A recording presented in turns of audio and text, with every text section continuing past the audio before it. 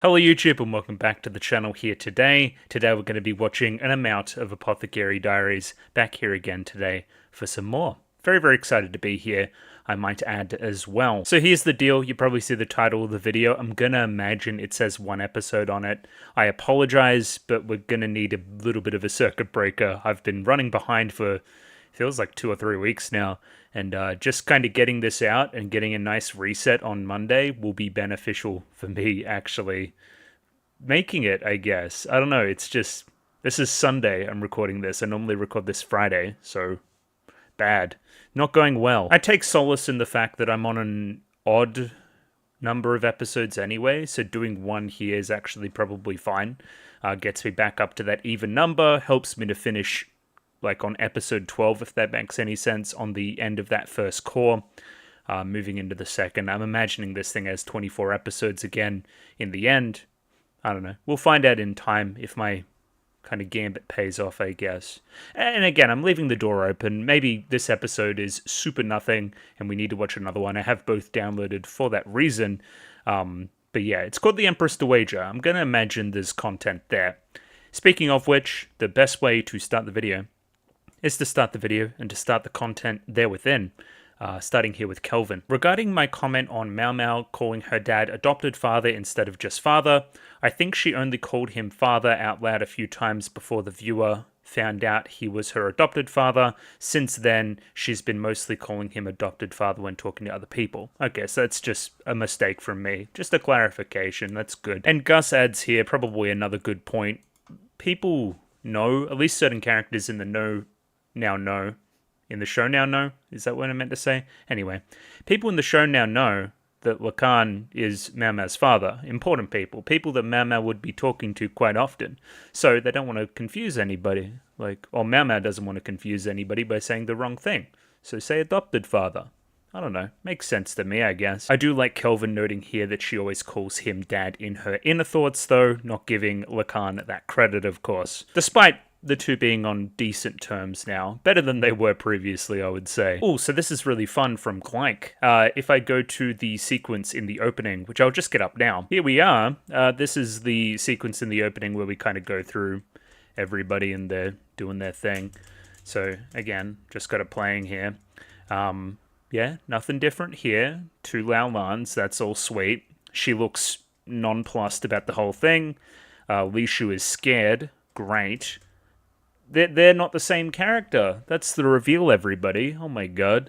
Yeah, fooled me. It's very quick in the edit, obviously. I think it's there for half a second or so. But yeah, I never saw that. That's a fun detail. These openings are always full of stuff like that where you come back after the fact and see something that was hidden in plain sight that was very relevant. And again, it will be natural to assume that the only one that's, you know, the actual difference here is the one that Mau Mau reacts to is the twins. Couple differences in the coloration here. Few differences in the face. Bit of a pointier nose here, you would say. Anyway, that's neat. That's some good spotting, everybody. Good job. Next up here we have Kelvin again, basically confirming that I'm pretty much on the same level as everybody as it pertains to the Jinchi baby swap stuff. And the stuff we should take out of the episode we watched last week is that it confirms that Jinchi is royalty. Right? He's definitely royalty. He wouldn't be let in there regardless if he wasn't. He wouldn't, you know... he wouldn't be there. He wouldn't have memories with the Empress Dowager or whatever the hell in that place, seeing the old emperor, all that other kind of stuff in that kind of temple if he wasn't important. That confirms that to us, right? But again, we knew that from other stuff in the show already as well. Again, like the baby swap stuff is still at large, but it would fit a lot of things into place if they did indeed swap. What we should also take here as well, from another reply from Gus, is that Mau Mau did put a few pieces together in theory craft a little bit in season 1, but she very definitely brushed it away, and that was years ago now. It was a very long time ago, so it's not something that's still in her head currently that she's constantly thinking about. It should be said as well that the edit in season 1 is kind of... what's the word? It leads you down the wrong path a little bit. She theory crafts, yes, Jinchi could be Arduo's son, and she theory crafts that babies could be swapped, but she doesn't make the connection between both of these things at the same time. So again, what we want to stress here is that Mao Mao isn't really being really thick. She hasn't figured out as much as the audience has potentially figured out yet. But Mao Mao is brilliant. There is going to be a moment when something happens and it all kind of clicks into place for her. And again, as we say here, she's also subconsciously avoiding that for, again, important Mao Mao reasons, important symbolism in the show, closed flower, open flower, showing off one's talents, putting myself more into danger. Should I embrace this? Should I not? What's best for me going forward? What does my father think in all of this? Yeah, lots of fun stuff. Oh, and I should note this kind of stuff as well, because it seems like could be important with a potential son on the way for the current emperor. Potential. I'm just flagging it. Yeah, Jinshi would be next in line if the emperor was to pass and he didn't have a male heir. And he was indeed the Emperor's brother from the Empress Dowager. Or no, he's not. But everyone thinks he is. He's also the Emperor's son. Confusing. Either way, he's next in line if the Emperor is to pass. He's either the firstborn male heir or the brother. So, anyway, pencil sharp here with some more kind of production stuff, I guess I would say. It's known since Season 2 was announced that production was going to be significantly more strained than Season 1 because of the schedule. Episode 6 itself was outsourced to C Station, best known for Yuru Camp. Did an excellent job on Yuru Camp, I might add as well. I believe Season 3 of that show went to a different studio and kind of went down in quality, in my opinion. Yuru Camp's fantastic. Full advocate for Yuru Camp. And yeah, I notably thought that episode 6 was probably better than episode 7 last week. We had some discussion on Discord about episode 7's quality. I didn't think it was that bad. A few people thought it was worse than that. I don't know. I thought it was passable. I thought it was pretty good. Either way, I haven't heard anything terrible. The Mal score is still pretty good. I'm going to imagine this thing holds pretty steady, or at least has been. Fingers crossed regardless, I'm really enjoying it, blah, blah, blah, blah, blah. Apparently Shin shows back up in Season 1. Or, yeah, all the way back in Episode 1, pushing away Mao Mao's warning message. If I had Season 1 downloaded, I would get up an example, but I don't, so sucks to be that. Maybe I'll get an image from Season 1 and put it up in the edit. So yeah, she was there the whole time is the point. And just a reminder, probably going into this episode specifically, titles Emperor, Empress, and Empress Dowager can refer to different people at different time depending on who the Emperor is, because I believe that these two titles are relative to the Emperor, one being wife of the Emperor, you would imagine, but again, the whole concubine system's weird as well.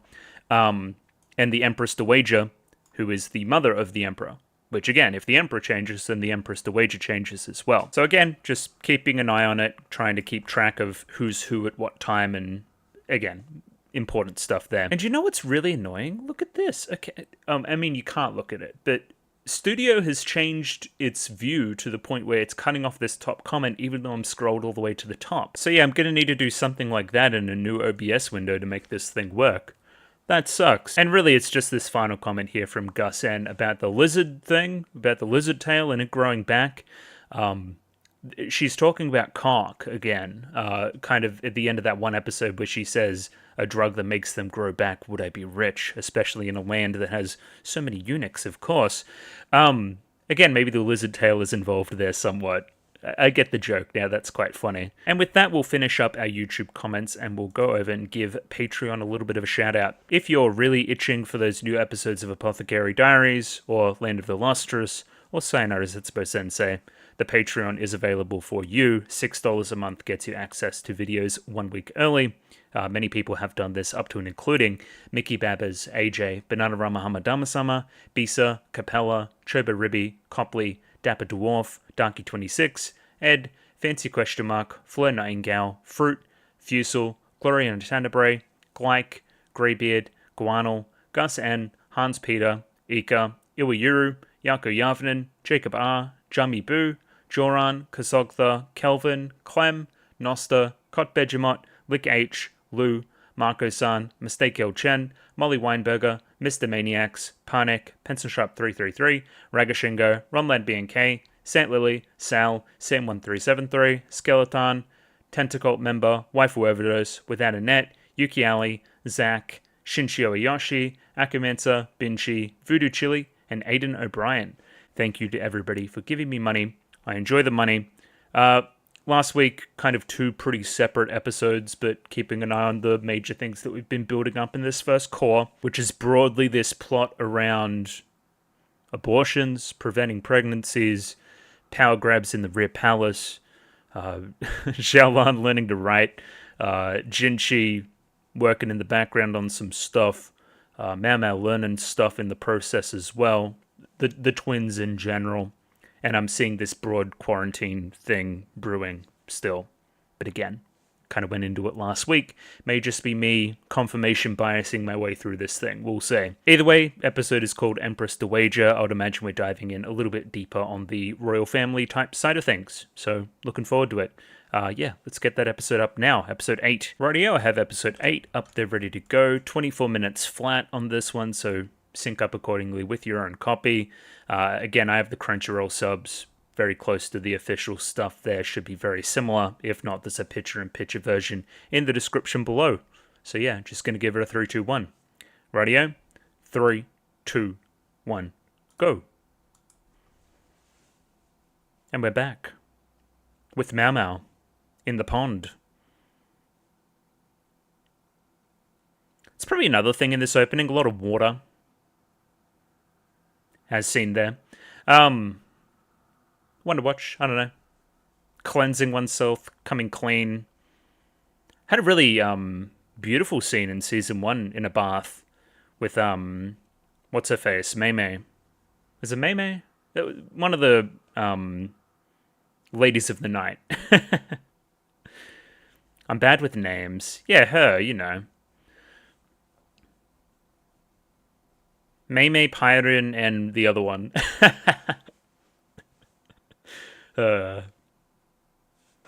That's probably the one scene we haven't really seen yet, so maybe that's coming up soon. It looks like a young Jinchi shying away from something, but it could be somebody else entirely as well. As well as all this stuff too. I hope I have subs on.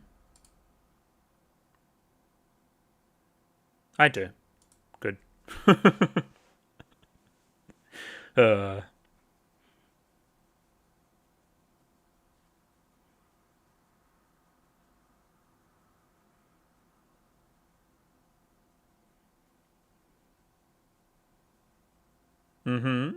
shadowy figure approaches.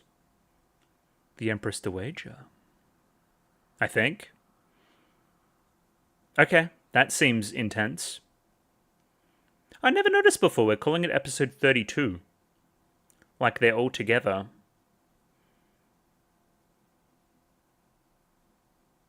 What happened?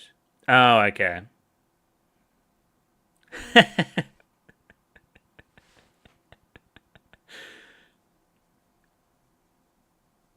Oh, I collect lots of things.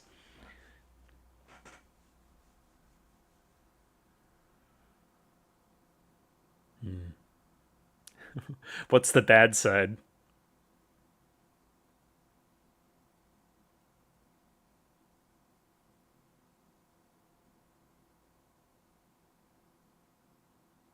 I'd just be worried it'd get a bit cold.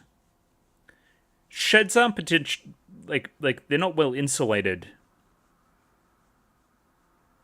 Yo, this looks chill though. This looks cool. I feel like this isn't a real punishment. No.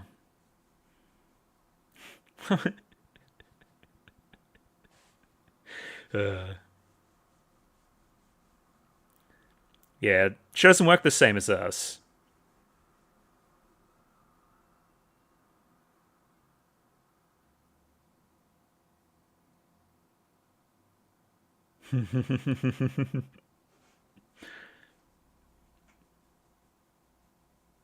Yeah, I'm not a rat.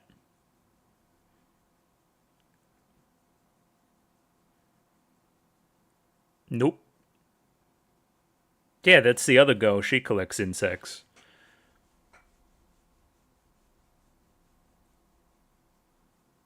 Shisui?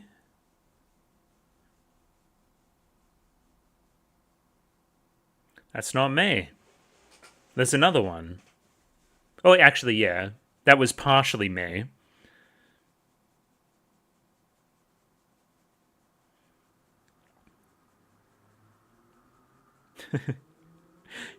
She's putting me in danger.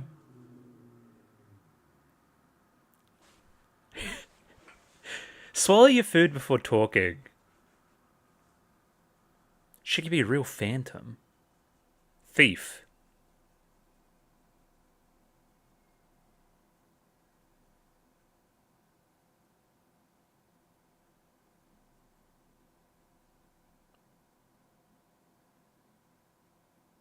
Hmm? Oh. I'm not a cop, it's fine.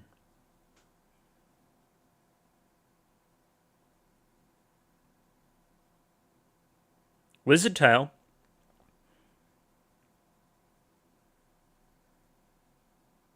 Oh, it's Jinji. Yeah. So that's why we're remembering that.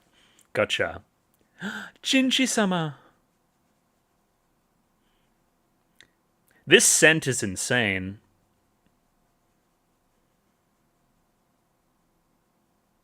My bargaining chip. Okay.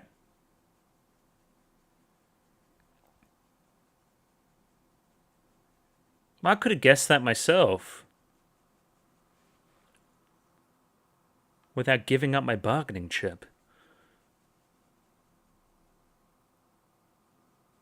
Bit of Aragard or something.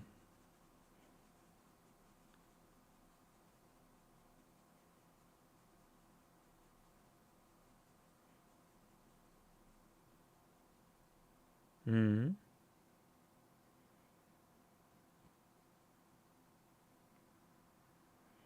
Interesting.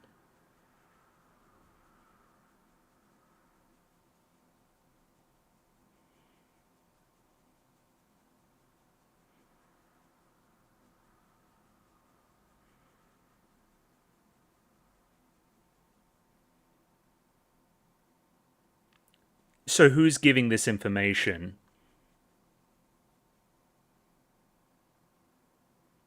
I thought that she basically confirmed that, Mau Mau.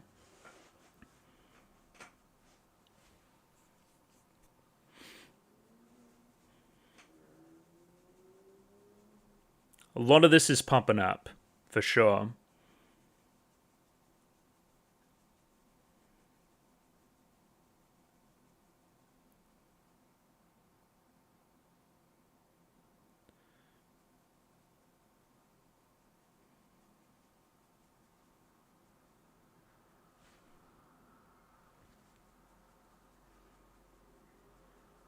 Correct.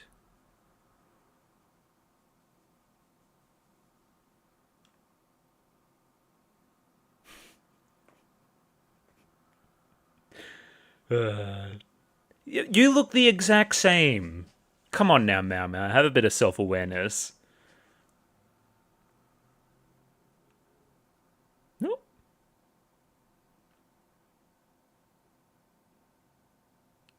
Oh no, I crushed it.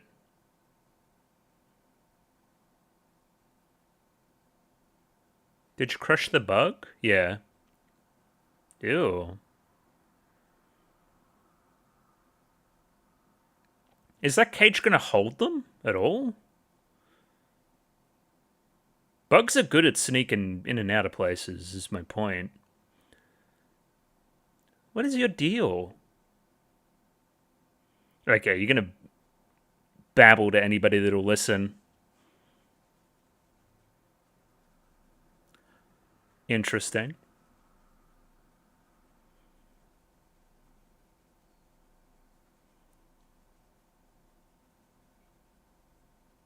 Okay. Something really official sounding is happening. Mm-hmm. The titular Empress Dowager.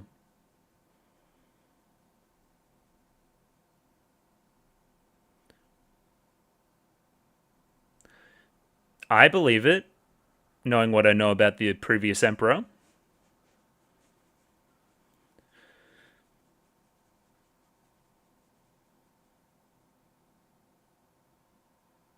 Is this different to the other clinic? Oh, no, it's the same clinic. Okay. Huh.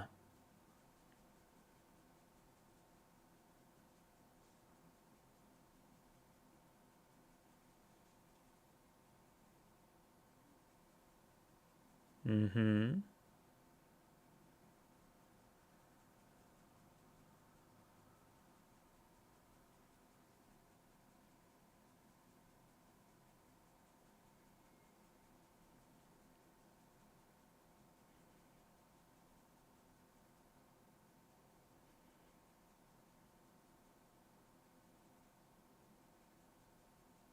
Oh, okay.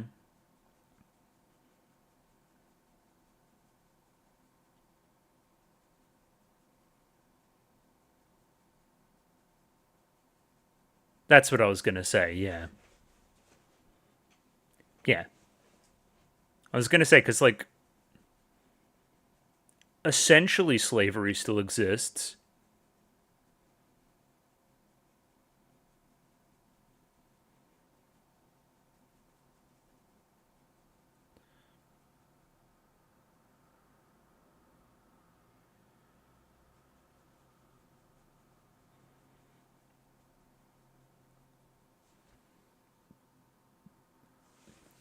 Go spy.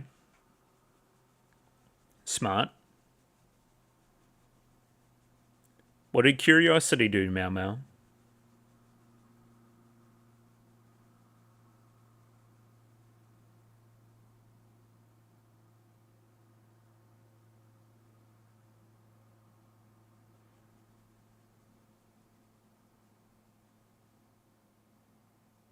Okay, Mom. I think Mom is coming to visit. Interesting. Awkward?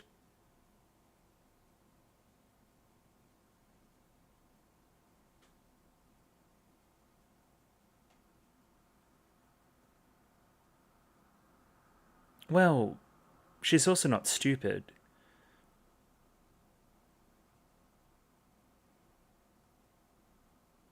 Exactly. I'm noting the age, or lack thereof, difference.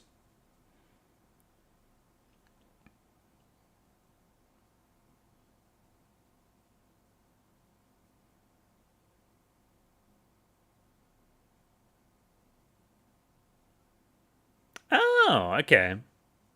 That's a blast from the past, that character, too. Yeah. Gotcha.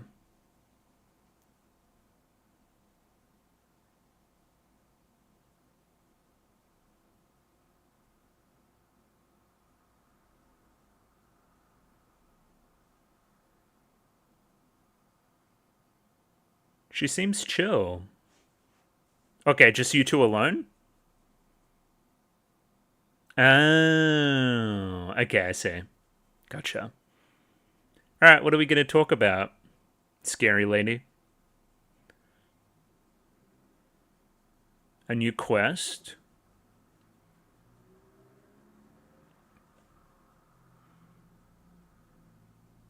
Yeah, righto. Oh, just modest. I mean, you're pretty good. I know.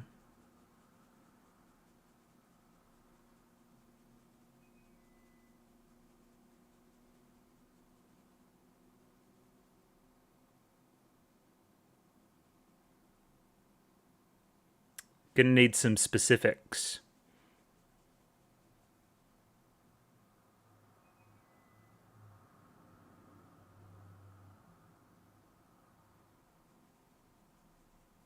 I'm not a witch. I'm not a spell caster. You're gonna need to elaborate. Some kind of shaman.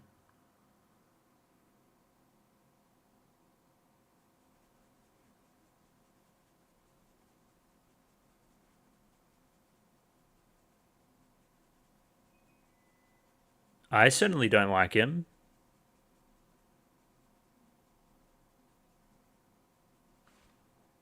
That's probably why.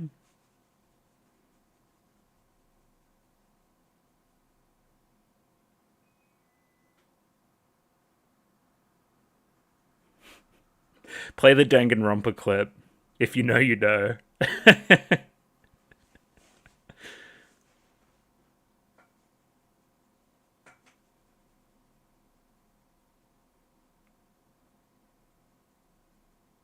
That's terrible.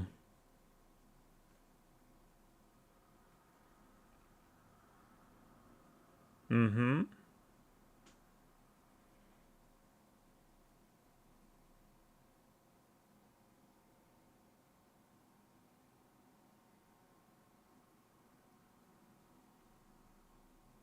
Hmm.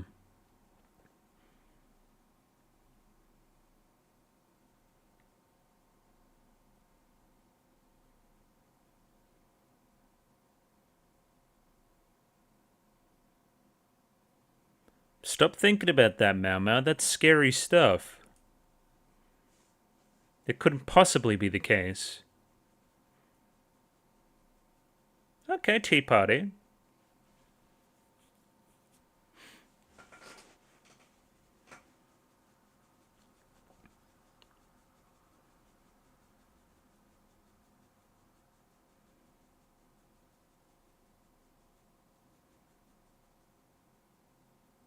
I have that symptom as well. I don't think I'm pregnant, though.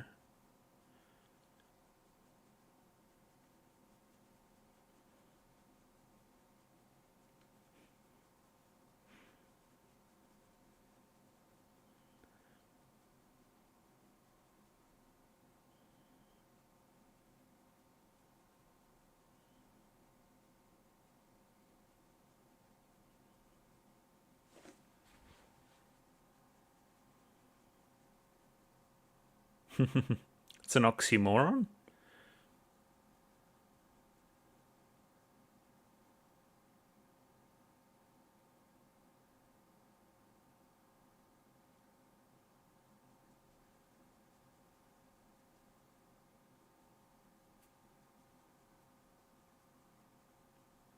Oh, hopefully these two have turned over a new leaf a little bit.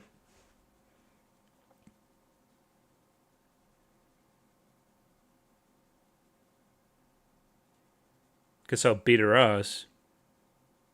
Well, she's just a mystery. And she has a lot of dudes. Or chicks, I guess. Okay. Hongyang.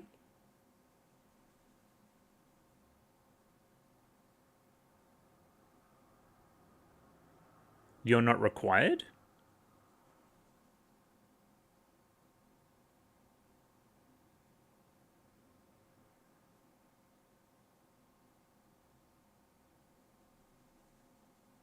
So it's a respect thing. But it's also a convenience for her.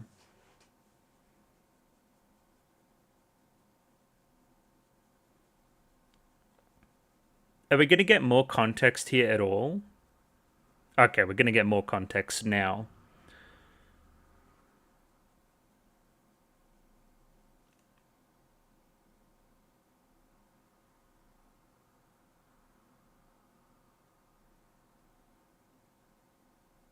Mm-hmm.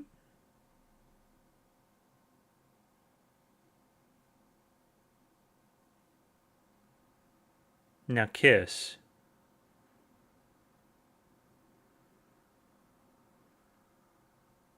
I don't think that Mama would do that.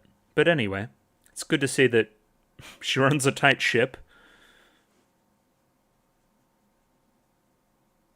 Ooh. Yeah, this lady's interesting to me too. She seemed a little bit miffed before.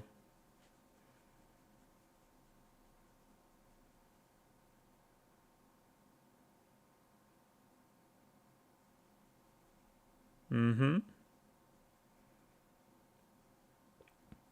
What, do they clean it at night or something?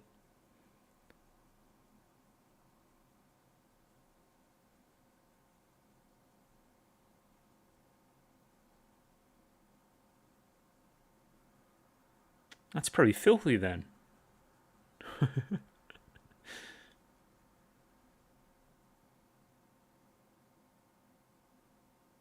What is this? Is this his previous quarters or something?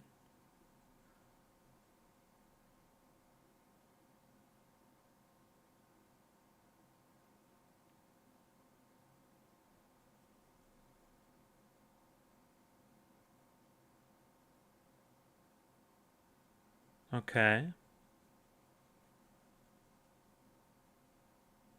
Why are you showing me this? It's probably going to be important later, I guess. Especially that fact of, like, nobody's allowed in here.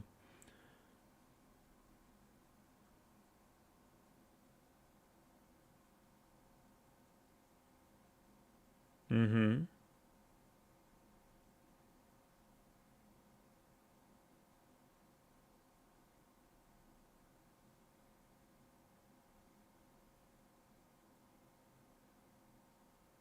He was an old guy.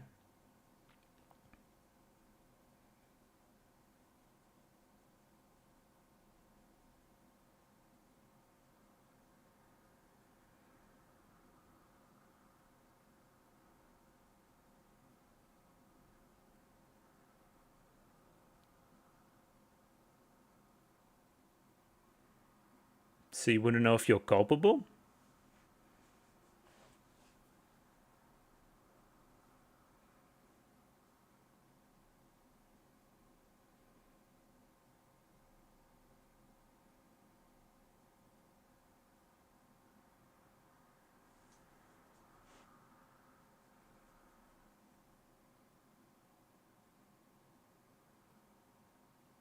Huh. So the body preserved really well.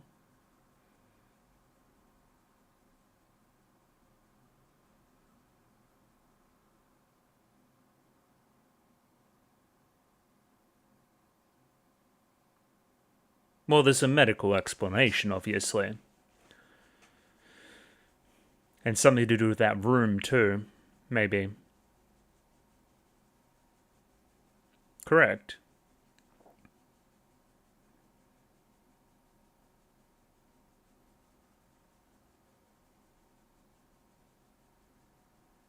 Even me.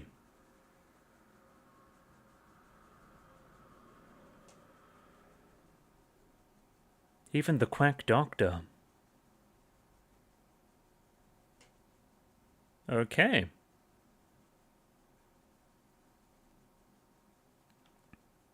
What is the request?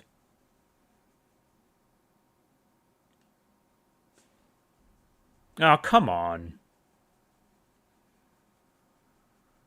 Chat room, I would classify that episode as kind of nothing. It was good though. No, it's the setup for the next one, which I kind of need to watch now. Which is frustrating considering all the stuff I said before about only wanting to do one today. But it's fine. We'll throw it on. We've got it downloaded. We're here.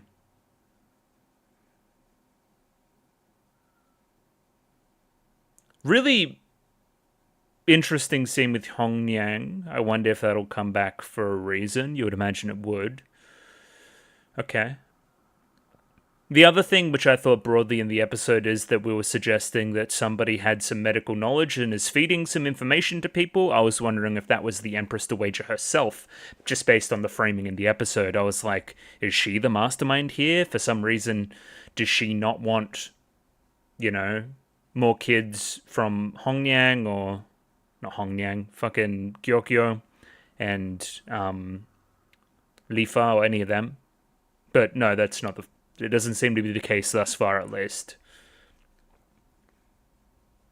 And I think it's completely justified why the Empress Dowager, or Lady Anshi, whatever we're going to call her, why should kind of hold a grudge against the late Emperor. Considering.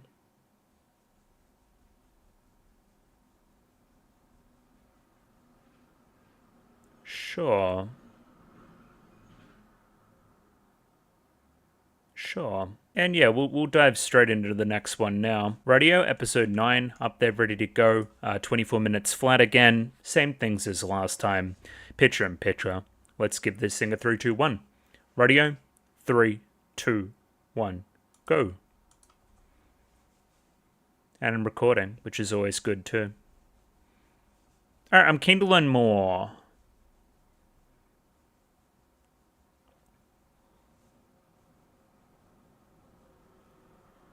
So I think pretty clearly, because the show's not supernatural in any way, pretty much. We do take a few creative liberties here and there, but generally there's not magic, I would say. I would say that she didn't curse the late emperor. I would say that there was something to do with that room, or the last kind of moments of his life that had to do with the preservation, his death being kind of unnatural as a result. Kind of like a pre-preservation, pre-mummification type thing. Embalming. Whatnot. Something like that could have occurred. I think the interesting angle we look at this through, of course, is the Empress Dowager didn't really like the late Emperor very much, which I'm pretty sure you could pick up already from a few scenes.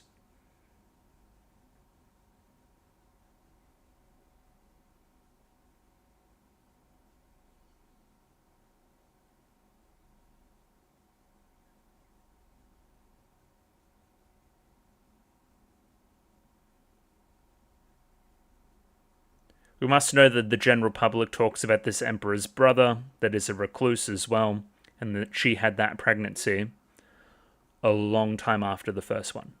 It's a large age gap between the emperor and the emperor's brother.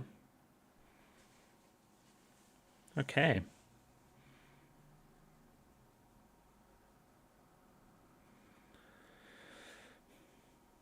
I can do that. I can have a go at least.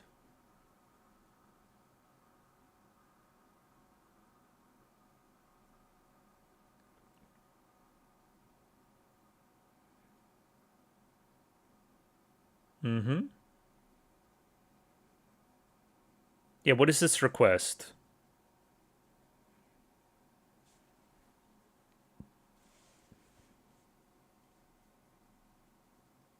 Because no one's ever been in there. That's the whole vibe, right? So it's perfectly preserved as well.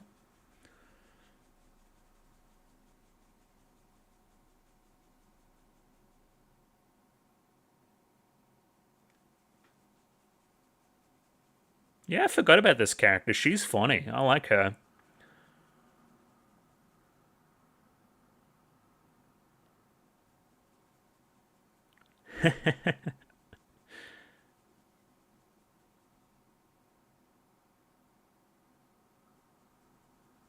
Well, yeah.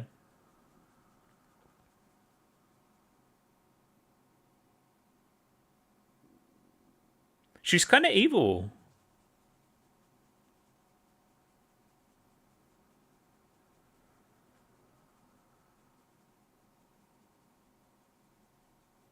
Everyone's sus of Mao Mao. Which I guess is only natural. Heh. I don't even know where my allegiances lie.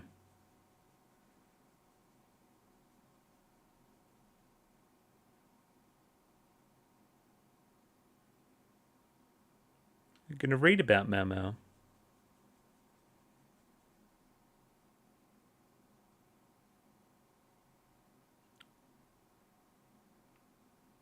Nah. I think you would lean a little bit more, non-fiction. Mysterious basket.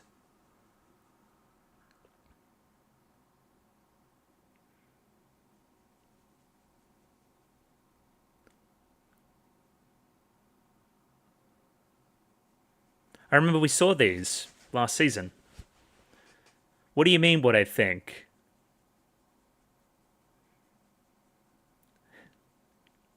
As long as he keeps paying me.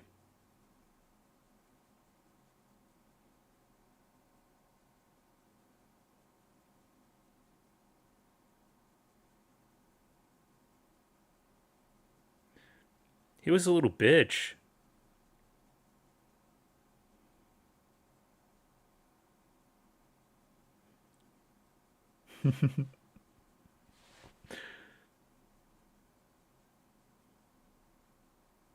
You thinking about this at all?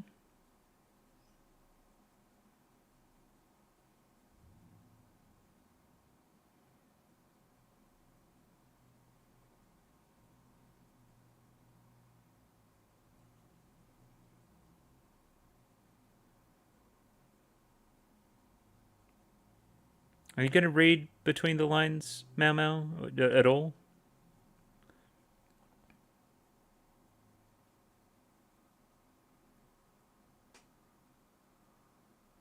Yeah, he's a little bitch. No, he's alright.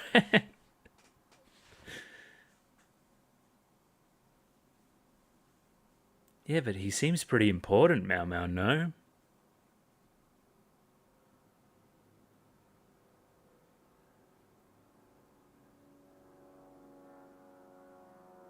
Did you get a glance at it?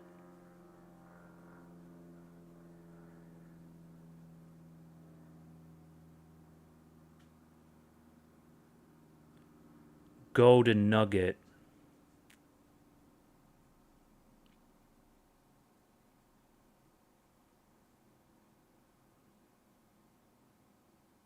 Well, you were very smart, I think. Looks a poison of sorts. Mm-hmm.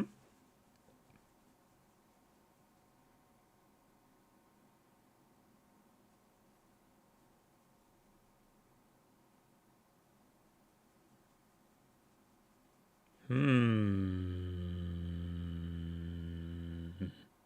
Okay, this could be the connective tissue, folks.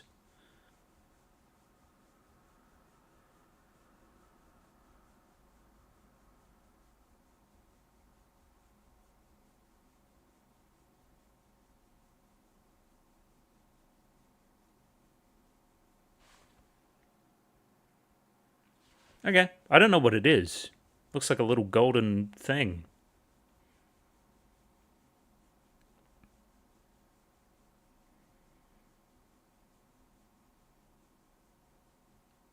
It's always a big deal when Jinji's around.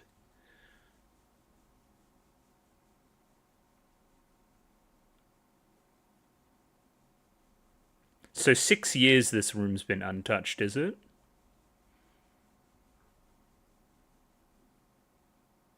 What does that do?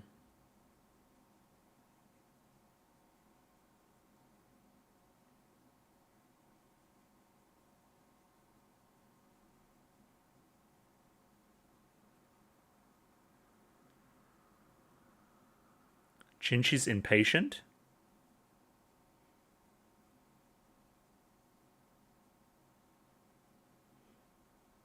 Clocked him.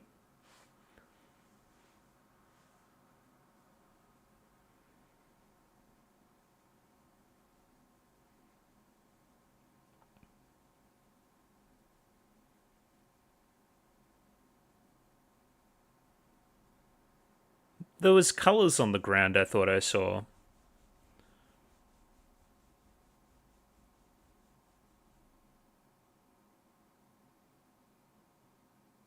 Okay.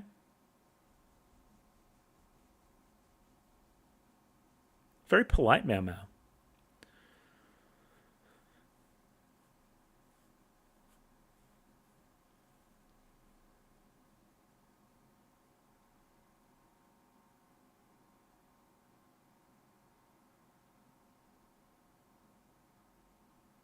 That was a cool shot.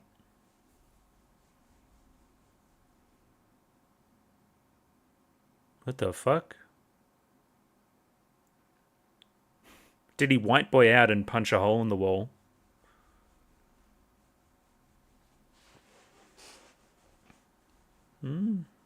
Every puzzle has an answer.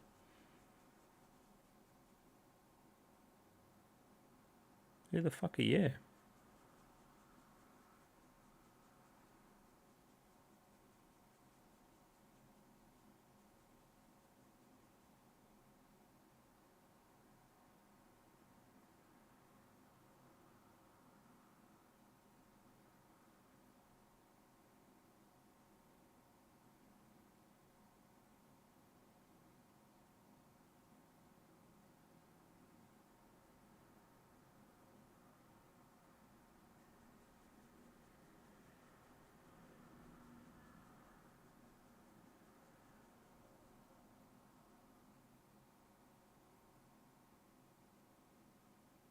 He's shaking, bro.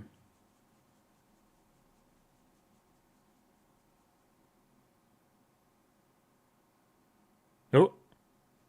Clocked your ass.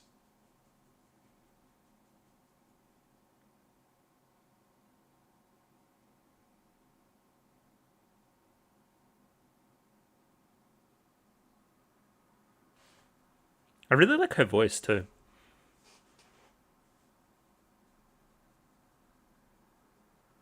Mm-hmm. Should he be using that same brush, or...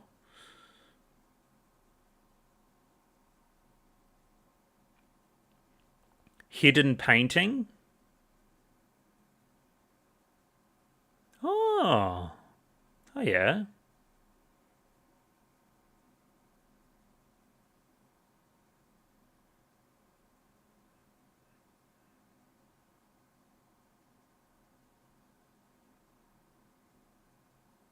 At least he was a pedophile that could paint.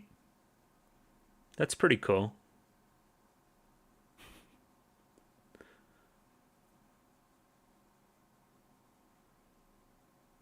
Oh, yeah.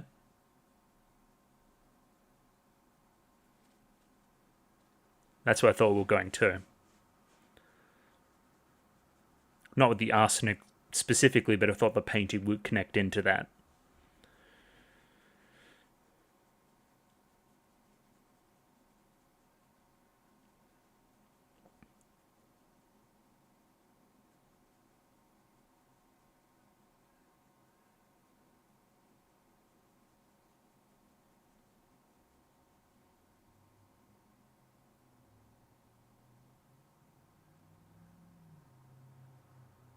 This is really great, because in a sense, you did curse him.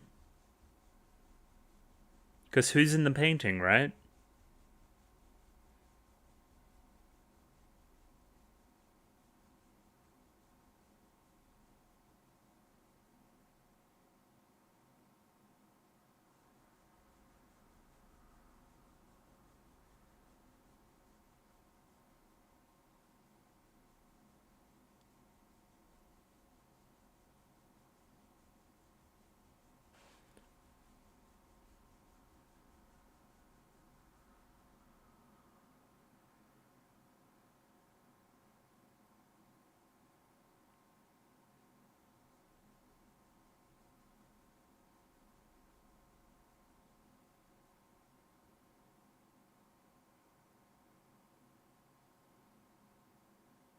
Oh, so that's the guy there.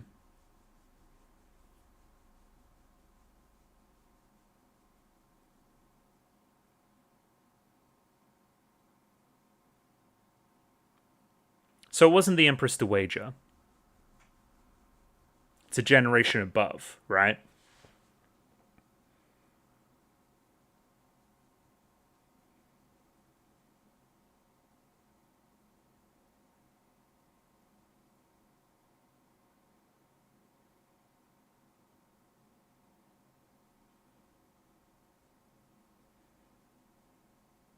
Love this song. They've used it already this season. It's fantastic.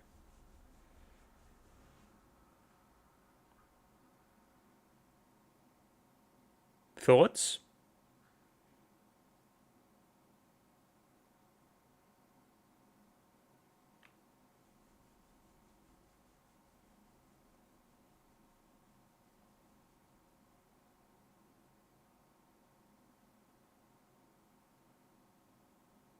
Hmm.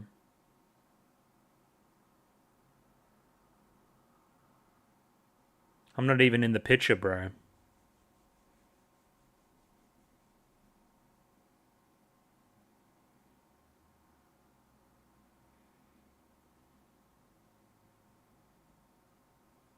Accidentally.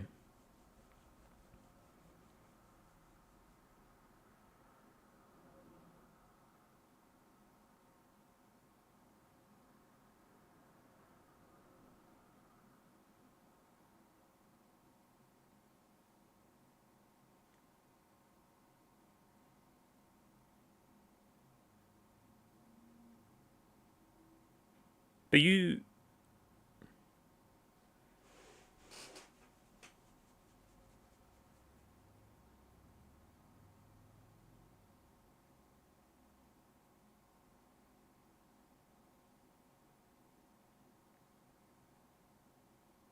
Interesting.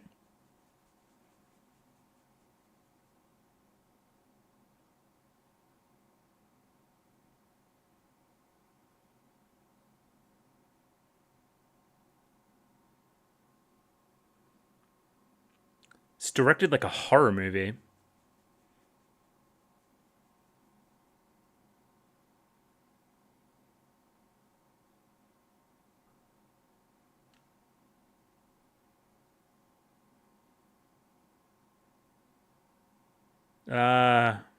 What's going on there?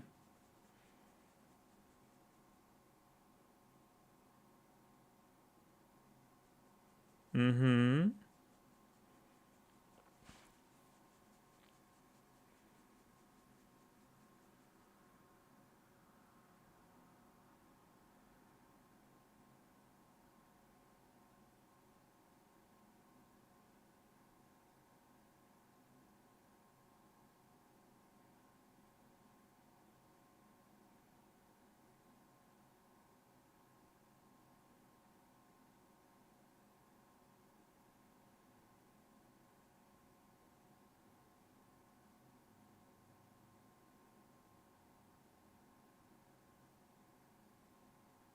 Cool, cool, cool, cool.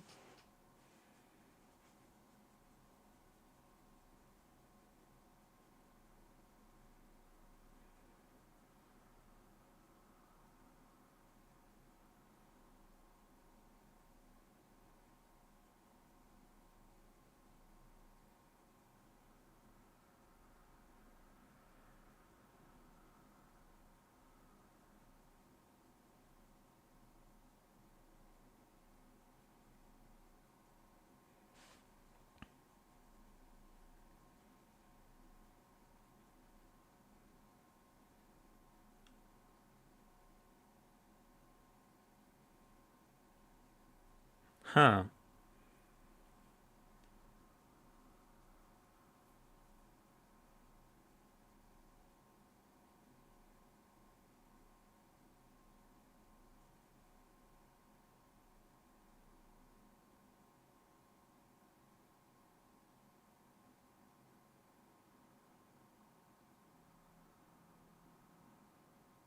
Shisho?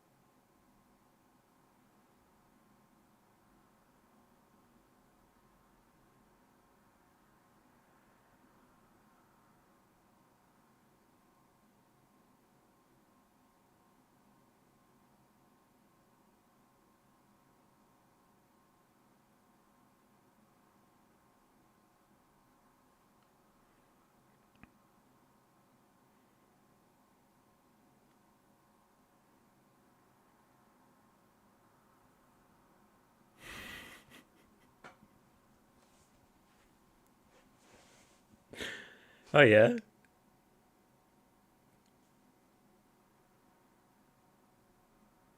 And that's why this is a kick in the balls.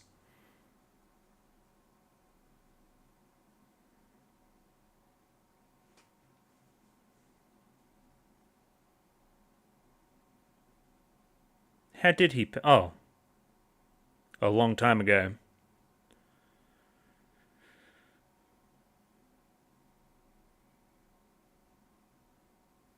Oh, and that's what the picture was. In the box. Suren. Okay, thoughts?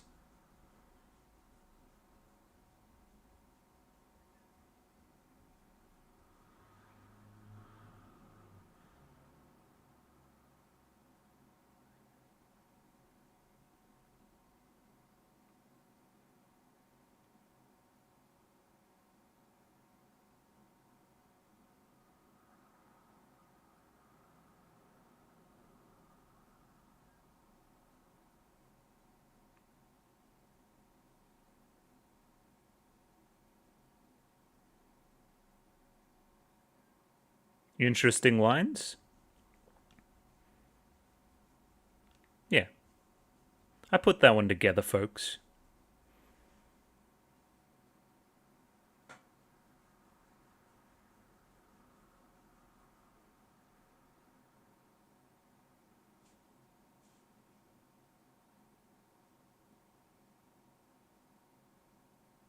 They do look strikingly similar.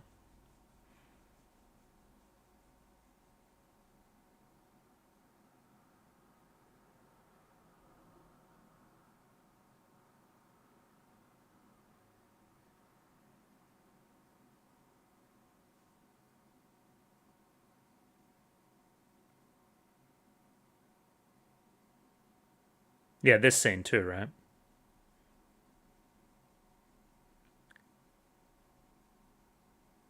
She was running shop.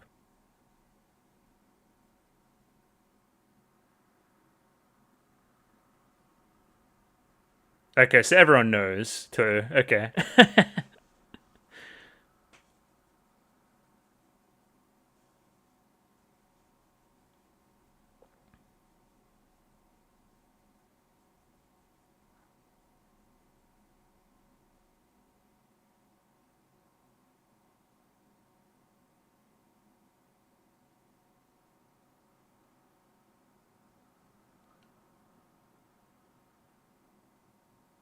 Okay. Mao Mao can be seen as a way to get to Jinshi. Well, I'm happy I watched that one, but that's going to take a bulk of the discussion, unfortunately. That was a lot. Did she to the guy? I mean, talk about power dynamics. I don't. Hey yo, and then is that the pregnancy in question as well? Is the timeline match up there? Probably.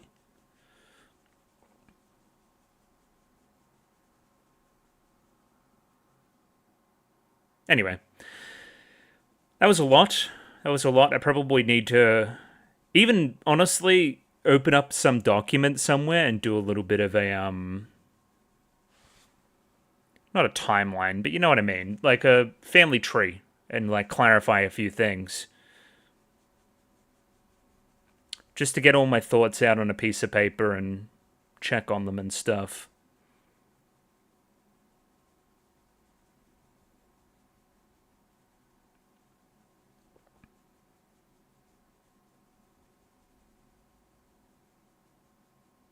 Yeah, I think pretty clearly one of the best episodes of this season thus far, though, for sure. That sequence, I was like, takes a lot for me to be pretty silent during a reaction these days. I'm kind of a yapper, so oh, Jesus, it was really good. Is the point I wanted to get across? Okay, we're doing some ritual. What the fuck? Sure. Okay, because me recording 2 wasn't in the plan, we may return a little bit later tonight because I've got a few things on this afternoon. But yeah, that was really good, obviously. I'll probably even return with some notes or something akin to that, so look forward to it. It's going to be great. I look forward to it. It's going to be awesome. See you then. And we're back to discuss this morning's episodes in a little bit more detail. These were clearly the best episodes thus far, or the best little story arc, the most consequential, the most expository. I don't know what else you would say. I really enjoyed it. And basically, the point of all this, and the point of me doing the amount of research and back checking that I've done just before this as well, is to make sure that I'm on the right page going forward to the point where I can actually analyze the characters and what we learn about them and the intricacies there. Because I think that that's the really good shit here. That's the stuff I want to talk about when I get really into the Empress Dowager and everything that she has going on. I think that shit's just awesome. So hopefully this negates me needing to be in information gathering mode, I guess, and be like, oh, who is this? Where is this? When did this take place? For what reason? Hopefully I've hashed all of this out in the here and now. And I guess I'll just dive through. I don't know, I called them the royal family. It's kind of the royal family. It's emperors and stuff. It's a little bit different, but sure. So, A long time ago, this has been explained in this season already, most of the male heirs are wiped out by disease in Rear Palace. I'm writing it here again because I think that we may replicate a similar thing whereby there is a disease in the Rear Palace. I'm just going to keep bringing it up because if I'm right, I'll look like a genius. I'll look amazing. Either way, only the former emperor is left. I would like to get a name for him, but I don't want to look up spoilers. I don't want to go on any wikis or nothing, so it's just the former emperor for me right here and now. As you'll see, it'll get a little bit confusing with names, of course, because we have multiple iterations of the Emperor and multiple iterations of the Empress Dowager. So I believe we saw a shot of him in the Shrine of Choosing episode on the throne, all alone, nobody around him. It's just kind of him, and he's been kind of thrust into this position, not based on anything in his control. If we're reading him as a character, he doesn't seem like the kind of guy that would really want to lead and cherish such a thing and all that kind of stuff. He seems very meek. He seems a bit more of an artsy type guy. And again, potentially the people around him also know that. Again, this is a role he is not suited for in the slightest and has heavy involvement from his mother as a result. To the point where she's basically de facto in charge. I'm going to very specifically go back to previous scene here in a second, the first scene of the Shrine of Choosing episode, I believe. Jinchi's little dream. I feel like it's pretty important here and now as well. It's something we should go back and readdress. I think it's basically to the point where that lady, his mother, is in charge of the country. She is Shadow Emperor to that level, I would say. We then see this stuff in the episode we just watched. Former Emperor meets with Anshi's sister. I'm also going to need to get past the name Anshi, because Anshi is what I called one of the major characters in Utena for a lot of it, or at least something very similar to this. So, different lady. Very different lady. Anyway, moving swiftly onwards. She's a potential lady-in-waiting, potential concubine, potential partner for this emperor, somebody that's pretty important. We mention a name, Shisho. Remember him? He's Lao Lan's father. He was mentioned explicitly. We'll talk about it more in the episode when we get to that point.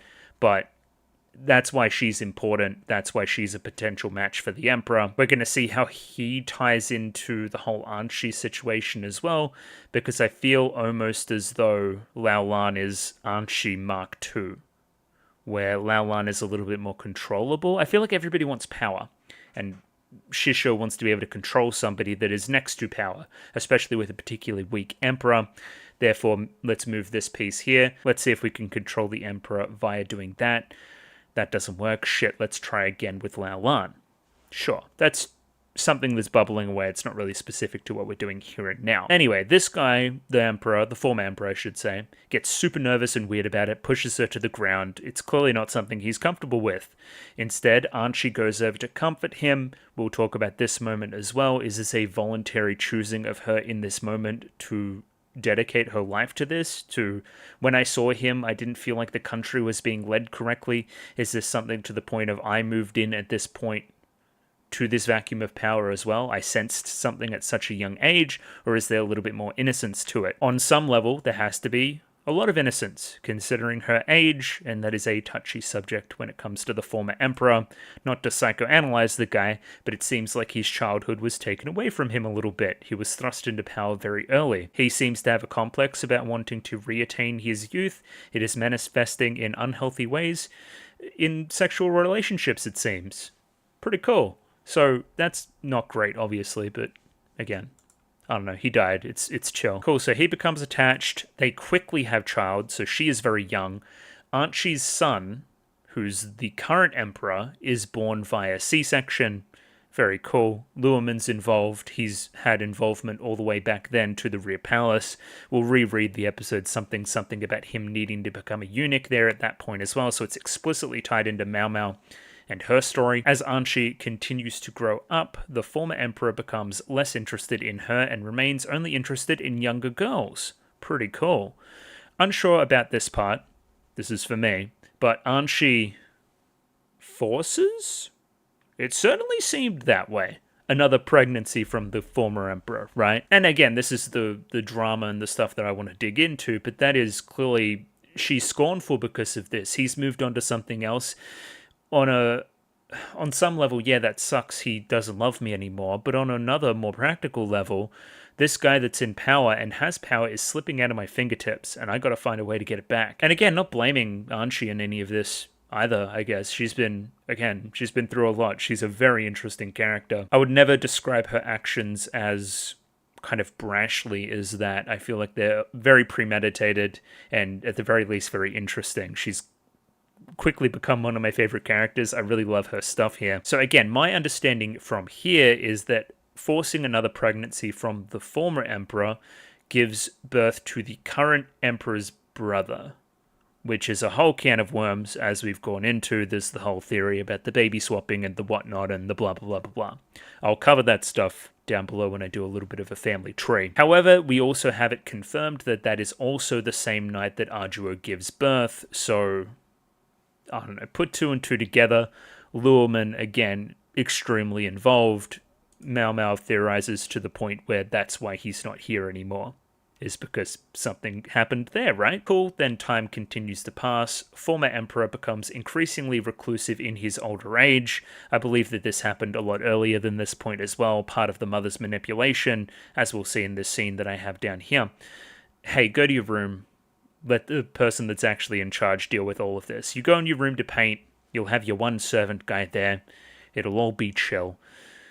Yeah, and then I'm in charge. I'm pretty much in charge. The room itself, gift from the mother as well. You can read into that as somewhat lovingly, but also very cynical.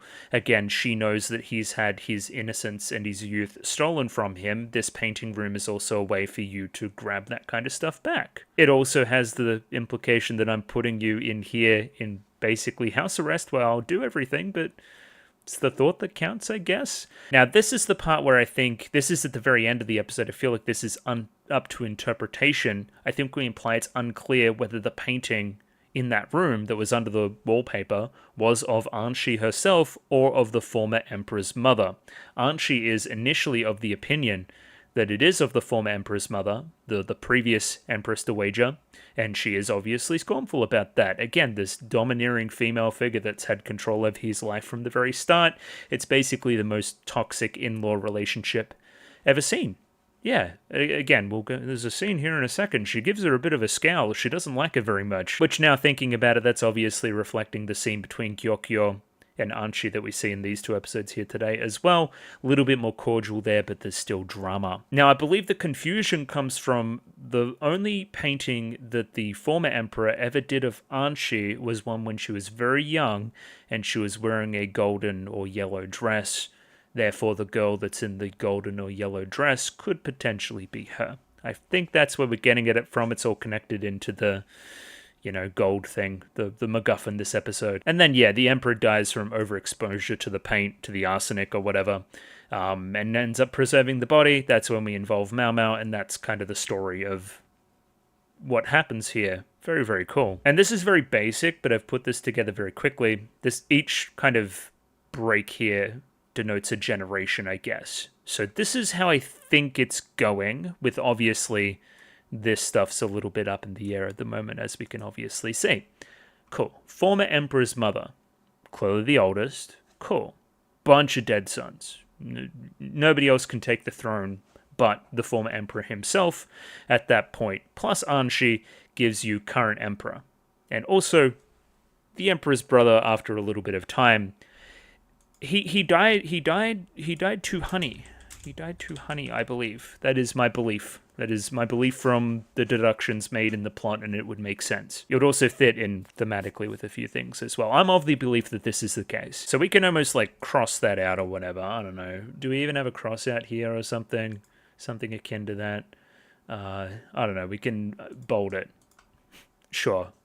Forget about that, basically. Then, of course, we have the current emperor. That's pretty obvious. Plus Gyokyo. Lingli. Obvious. Good. We get it. Current emperor plus Arduo. When they were very young as well, it was another young relationship there. Equals Jinshi.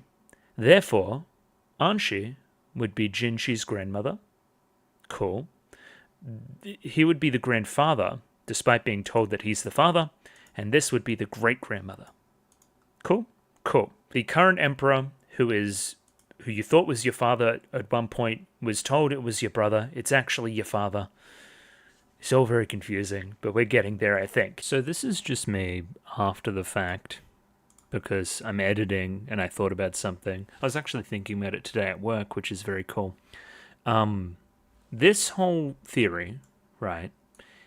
One of the major reasons why Mao Mao even decides to start to go down that path is that Arduo and Jinchi look similar, right? But now we've seen this guy, and he's a dead ringer for Jinchi. So I don't even think that's, that much of a jump anymore, if you know what I mean. It isn't like a major piece of evidence in this category. The genes are pretty strong on this side of the equation as well, to the point where, he could just look like his dad. But then I was thinking about it again. There's a lot of subtext around Arduo leaving and Jinchi losing his mother and wanting to be held by Mao Mao. All that stuff from season 1. That would cease to make as much sense, I think. As well as the framing of the dream sequence from, again, you'll see it in just a moment again. It's kind of, I found out information after the fact which changed my worldview. Why would that exist if the worldview never changed? If that makes any sense. So, anyway, I'm pretty sure that this is still correct, but just wanted to put that out there, that this guy looks a lot like Jinchi. I think that may be for thematic reasons later on, though. We'll see. Now, as always, I'm very open to corrections on such a thing. For now, very quickly, this is the Shrine of Choosing episode. I'm going to quickly watch this dream sequence again and make a few inferences. Cool. First, we have Ball making its way down the hall. Obviously, it's very choppy because it's a dream. This is the former emperor. Now, one thing I want to talk about is this idea of Jinchi and the toys and not fixating on one toy for too long. I feel like, this is something that the mother drilled into him from a very young age, or the Empress Dowager. It's something that she told Jinchi and kind of enforced that side of it, because I don't want you to grow up like this guy, right? I want you to, appreciate all the toys and everything equally. I don't want you to become overly attached, especially at a young age, to the one thing. We're relating this between this character and his toys, per se, and we're also relating this between Jinchi and Mao Mao. He's always had his favorites, he's always had his fixations. Obviously, I feel like this is a bigger thing going forward. So this is a larger metaphor that's going to carry forth. Let's try to keep it a little bit more insular here. Former Emperor, cool. Obviously looks pretty sad and meek and stuff. He always was a bit of a meek guy. But he looks down at Jinchi, and he smiles. Oh, young boy, experiencing his childhood, being happy, living his youth. God, I wish I could have done that. God, I wish I wasn't thrust into this from such a young age. That's, again, why I think he's smiling in the here and now. At that same point, going to hand him something. That something is the little piece of gold that ends up with Jinchi regardless after he drops it off. Now, this is one we'll watch for later. I don't quite know the significance of giving Jinchi this gold at this time, other than it explaining Mao Mao finding it. Cool. There's probably a metaphor going on there too, if I'm honest. You'll see half a frame there of the Empress Dowager stepping in the way. I don't want you to go anywhere near this kid. You're bad news, as it pertains to kids. That's bad. I don't want that. Now, obviously, there's a lot more going on here as well. You also kind of robbed me of my youth in a way as well, with the whole very young pregnancy thing. I was thrust into this very early as well. Then, of course, we must remember what I'm seeing as the forced baby after a little bit of time later. That also didn't go to plan if you know everything that I think you know. If you know about... But you can't know about baby swap. Because why would you have allowed it to happen? I don't think you did. Did you learn way after the fact? In that way, are you taking out the anger here that the other baby that you never could have ended up dying? Are you angry about that too? Is this when you're finding out the information? Because this is when the lie starts to perpetuate between Jinchi and Thingo anyway. Sure, there's a lot going on there, is the point. This is big picture stuff for sure. Speaking of big picture stuff, look who is in charge here. The real one in charge. She's running shop here, We're very quick to bow. Jinchi follows suit. We see this look on her face. I think this tracks with what we now know. It's a look carrying a lot of depth. It's simultaneously jealousy and envy, and also just scorn. I don't like this lady very much. I think we can imply that part of the reason why the Emperor is as jumpy as he is probably because of you berating him and stuff as well. Like, or the former Emperor, I guess I should say. You're not good news is the point. But it's also, I want the power as well. I want to be this kind of force over the former Emperor. That's why I've done what I've done.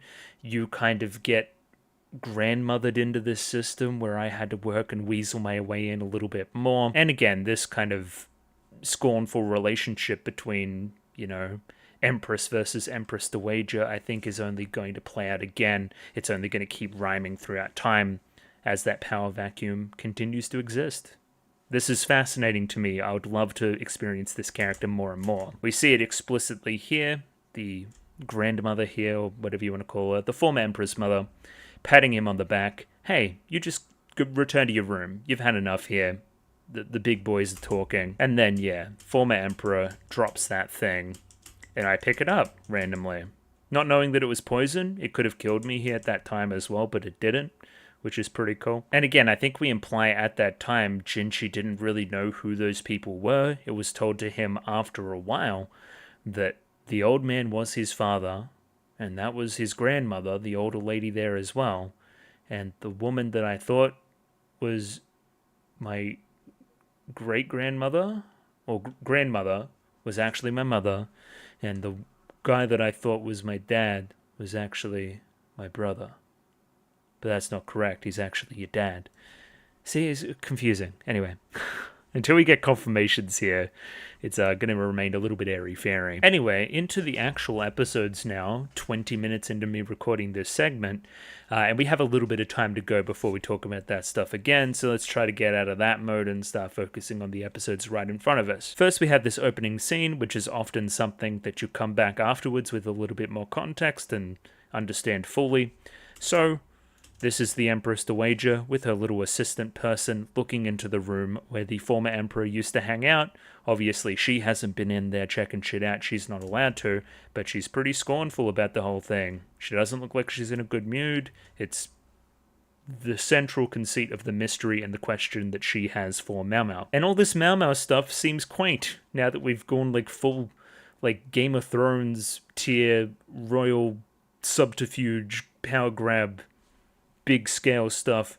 Just Mau Mau in her storage shed is just, it's a little bit nothing burger, but maybe that's also what I need. So, long story short, Mau Mau gets kind of threatened from Ingfa there before about hey, we'll move you into the storage shed if you don't behave. Hong Niang will punish you. And then she's like, no, I'll actually like the punishment. I actually fuck with the poison. I actually like it a lot. Because that's Mau Mau's vibe. She purposefully gets punished and is put in the shed, and she dances around for a bit. And again, that's what I'm saying about later on when we meet with Shisui. It's glass houses and throwing stones a little bit. This is exactly like you, dancing around obsessed with this certain thing, not able to contain yourself, one leg up in the air going crazy. And we play off of what I was saying there very quickly, where we're like, you need to stop collecting insects as well, Mau Mau. And it's like, I don't collect insects, I only collect lizard tails. They're very different. Come on now, be serious. When again, your thickness there, your inability to, see what you're actually like when obsessed with these kind of things is very funny. You're exactly like this. You're exactly like an insect person, even though you brush it off. Again, as I said, it's very quaint early. It's like my reputation in the Rear Palace is sinking because people think I'm Shisui, so I need to go meet up with her and suss things out, I guess. And then Zhao Lan goes straight over and starts asking questions, which is adorable. I like her talking with her mouth full as well. I guess the only real plot relevant thing here would be that they don't initially trust Mau Mau to the point where she needs to offer something that they would want. Jinchi's handkerchief here is the thing that she offers. This could come back in some way later, potentially. It could denote to somebody that Mau Mau is Jinchi's favorite, Because if they're like, where did you get this? We got it off Mao Mao. Why would Mao Mao have it? She must be Jinchi's favorite. Therefore, Mao Mao gets targeted as a way to get to Jinchi by some ne'er-do-well. That could be a way you go plot-wise, and why it's in the show, I guess. As Mao Mao is perusing the north side, which is where we learn that Shisui is again, basically, she starts thinking about the whole abortion drug thing again because she finds a plant that's used in that process again. These things keep showing up. I keep thinking about this kind of thing, specifically with the Shin, which is the stuff that we just kind of tackled in the plot. It was... So she must have had these motivations for a long time being Shin, but only started to act on a lot of this stuff very recently, right? That would make sense. Somebody's feeding her information, you know? And she also had a lot of things previously around the Rear Palace that she could have used to make these abortion drugs, but she didn't possess the knowledge to do so.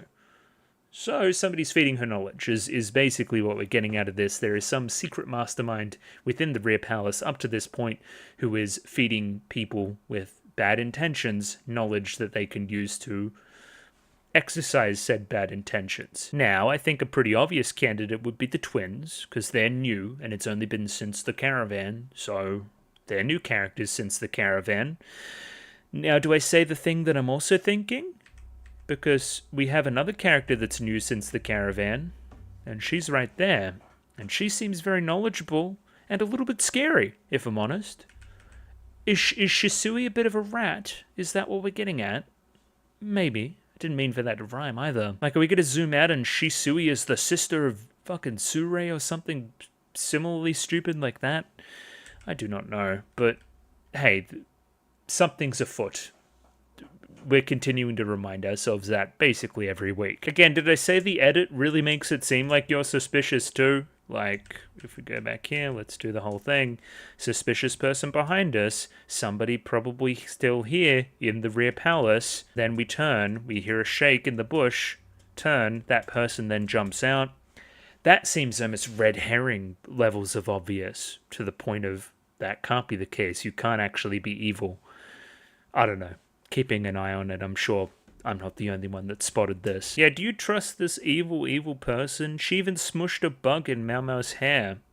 I don't know, bro. I do think it's very cute that she's just kind of looking for somebody to blab at about insects. It reminds me of you when you get obsessed with your stuff as well. And then here comes the plot, and it becomes the focus of basically the rest of this episode and the next. Hello, the Empress Dowager. Anshi herself. The first thing we always say about her is how young she looks, which is, again, it's thematically relevant to her for sure, and it's hard to believe that she's the Emperor's mother. Could you believe that she's actually a grandmother? At least of Ling Li, if not other people too. That's insane. That's some, like, Alabama-type shit. Here's another thing. You seem to have a lot of weird esoteric knowledge about the Empress Dowager, about the clinic, about the North Side, as well as really seeming pretty happy with her. You seem to be on the Empress Dowager's side. This was back when the Empress had a lot of power, so the Empress Dowager couldn't make it official. The Empress Dowager is really kind. So this is where it gets confusing. So the Empress, in this case, was the Empress Dowager couldn't make it official. So does that mean Anshi in that sentence? Anshi was the one that pushed the clinic. Makes sense. This in the text would then make her the Empress Dowager, right? That's why it's called the unofficial clinic. Fair enough. The Empress would be the former Emperor's mother, the person that was actually fucking shadow puppeting this whole shit. I feel like that's the case. Just this scene goes to show that those two are butting heads, basically constantly, something that we already knew. Struggling for power. But apparently she's very kind. Anshi is kind, apparently. We also say here that the Empress Dowager was behind banning eunuchs and slaves. Now, correct me if I'm wrong, there's still fucking plenty of eunuchs around, right? Banning of slaves and eunuchs. When did she do this? That confuses me, because there's plenty of eunuchs. But there's also not plenty of eunuchs, because we can't find any doctors because nobody's a eunuch anymore. So, of course, there's going to be no doctors to pull from to be in the Rear Palace. That's something that came up previously in the plot. And also, the banning of slaves is weird too, because we've like, we've got a bunch of people that already basically operate as slaves anyway. They do get paid, I guess, is the inference here. But what's really the difference there? Not much. And yeah, Mao Mao's pretty quick to pick this up as well. Like, everybody's a slave, especially women in this show. Like, there's the ladies of Vertigra's house. They're slaves to their circumstances. Mei Mei, my birth mother, lots of people. That was pretty integral there, right? And the ladies of the Rare Palace from every level, right? Ladies in waiting, courtesans, consorts, they're all kind of trapped by their circumstances and are slaves to do what they have to gain power in this way. They are getting paid technically. They're technically free, but they're not. It's slavery still. Either way, Mao Mao quickly makes the inference that potentially the Empress Dowager is on her way to the clinic on following up with what happened with her and her previous visit to the clinic the other day. It's basically the Empress Dowager sussing out Mao Mao for a job, which is what we see in the rest of the episode. Back to the pavilion now, and Hong Niang is driving the slave ship like crazy. We're getting ready for the Empress Dowager and her visit. Of course, the in-laws are coming. Let's make sure we're doing this pretty importantly, right? We can, no stone unturned. What we seem to know here is that the Empress Dowager's approval is going to be pretty important in this whole Rear Palace type place. Like, you're a person that we want to be on side with. A very, very important client, one may say. Now, this seems very cordial and respectful and stuff, but again, there's always going to be a weird dynamic here, especially as it pertains to the Emperor, right? You're making a power grab, and you're not from here either. You're foreign, which is weird and scary. And you're making a power grab because of all the bullshit in your past, which we go into, right? So, like, it seems nice, but there's really a lot of tension. I don't know, it's analogous to many other stories whereby there's the king's mother and the king's wife. There's going to be tension. For sure, for sure. Now, question, I guess I'll bring it up now. Su-Ren, right? Mama's a smart girl. Su-Ren told me, Su-Ren, I later learn, has a pretty intimate relationship with you. Like, it's pretty explicitly tied to somebody very, very important in this nation's history. And she's now caring for Jinshi, the Emperor's favorite eunuch? Come on now, Mao Mao. Come on. Come on. You know something's fishy here. You have to. There's also another couple of other things, like Jinshi's nervous tick a little bit later on. Why is he so nervous if he's not intimately involved? It's because he is intimately involved. Yeah, lots of stuff. Yeah. Mao Mao should start putting this together pretty shortly. I will say Gyokyo is a very smart lady too. There is just one look given here by the Empress Dowager, right? Just like, hey, you know. And then she's like, oh shit, I do know. Yeah, I'm going to be alone with Mao Mao for a little bit. I'm going to take Ling Li and we're going to go off to bed. You talk with Mao Mao. Yeah, smart. Again, it's a lot of what I liked out of Gyokyo already, which is she can tell a lot to a character with a look, but we're seeing that, like a person on that similar level to her operate with her now. I like that a lot. I think that's really cool. Should I also talk about the other element of context between Anshi and Mao Mao? Now, your relationship with Jinshi is yet to be seen, but it is somewhat mother, but also somewhat grandmother. Either way, you care for him a lot. You have his best interests in mind. You also have a little bit of a, complex about the whole favorites and toys and all that kind of stuff. You know about Mao Mao, and you know what Mao Mao means to Jinshi. It reads like the Emperor kind of teasing Jinshi about it in the previous episode as well. They know what he's like, and they know that he likes this girl a lot, and they're kind of trying to push them together a little bit too. Like, oh, you're quite fond of this person. I want to see how he reacts. We want to get a response out of him.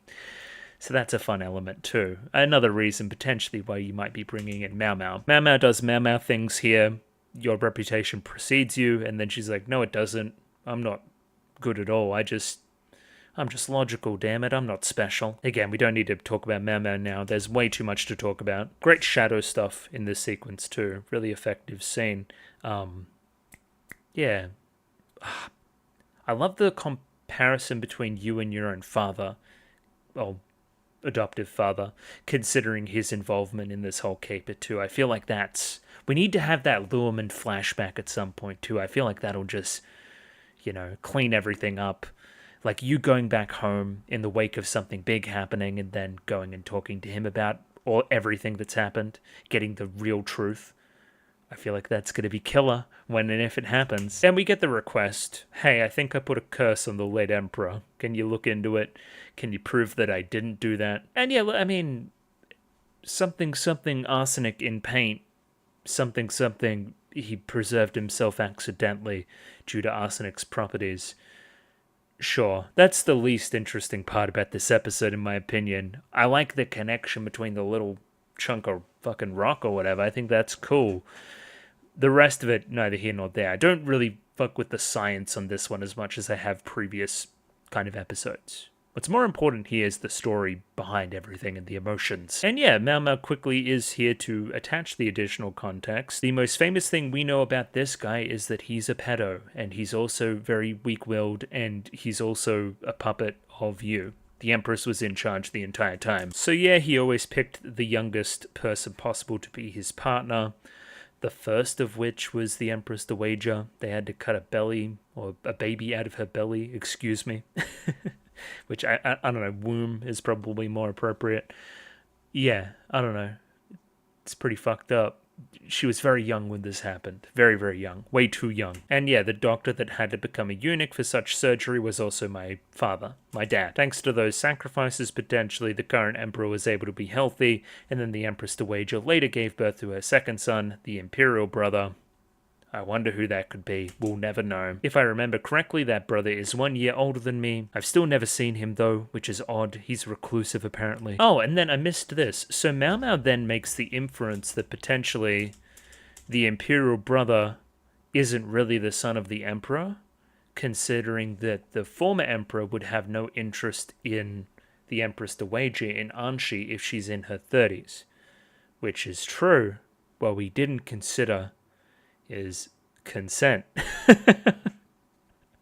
But that's what we didn't consider in all of this. Come on now. And again, Mao Mao's quick to shut herself down, saying that she could be beheaded for even thinking such a thing. I feel like this is something I didn't talk about much, and it kind of ties into this Hongyang thing here in a moment as well.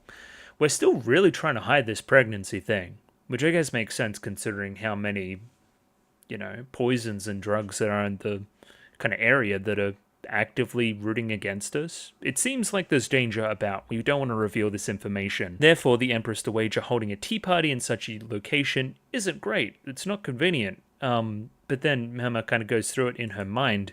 Who would actually act on such a thing? Okay, Lifa wouldn't, because she's heavily suspected to be pregnant as well as, again, being on better terms with Gyokyo now. At least better terms on Mao Mao and that whole gang, so sure. I don't think Lishu would do anything. I don't even think Lishu's had a line this entire season, so sure. And Laolan? Laolan's scary, but I think Laolan's more scary for Dad than her. And I guess this general sense of tension and, the stakes raising and lots of poisonings and, I don't know. It makes Hongyang act the way she acts here, right? I guess this also goes to show that potentially the Empress Dowager may also be suspect. Because, hey, if you're doing these jobs for the Empress Dowager, and you just did a job for Lifa and all that kind of stuff, that's good. You still need to pledge your allegiance to Gyokyo in the here and now. And Hongyang's really serious about that. It almost screams paranoid. It almost screams like, I'm working tirelessly to make sure this thing's successful, and if you fuck it up, I will kill you.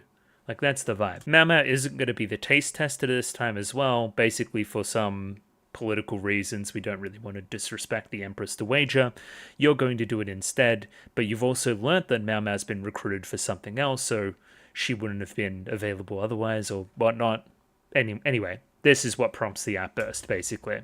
I know that you're going to be meeting with the Empress Dowager in a secret other area that we weren't allowed to be privy to. Don't do anything to betray Gyokyo. And slamming her hand against the wall, an uncomfortable long stare here. Yeah, I feel like we saw you previously this season be really frazzled on Gyokyo's behalf as well. There's clearly a lot of love there. one to watch. Again, you're passionate about this. Way more passionate than I thought. Love the pacing here. Love the deliberate pause on the stair. Just there for such a long time before she's satisfied.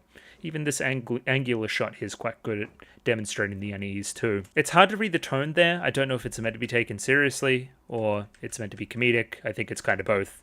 I don't know. I liked it. Apparently what we're walking through now was the previous rear palace before the current rear palace was established and probably grew in size as a result. Again, this is where it used to all go down is basically the vibe. It's very clean outside. This is to contrast a very dirty interior, right? Look at this. It's been preserved for 6 years. Dust and mold has been able to spread and manifest. There's a difference there. There's a darkness here that doesn't pervade any other place in the joint. Not even cleaners have been able to be in here, perfectly preserved, perfect for a mystery. This is very interesting too. So our current emperor's grandfather, now this is the person that would have been married to the empress, to the big bad, to the big old lady. Again, too many terms. That was the generation before. This used to be her room, is the vibe. So, like, that's so brilliant. Oh my god.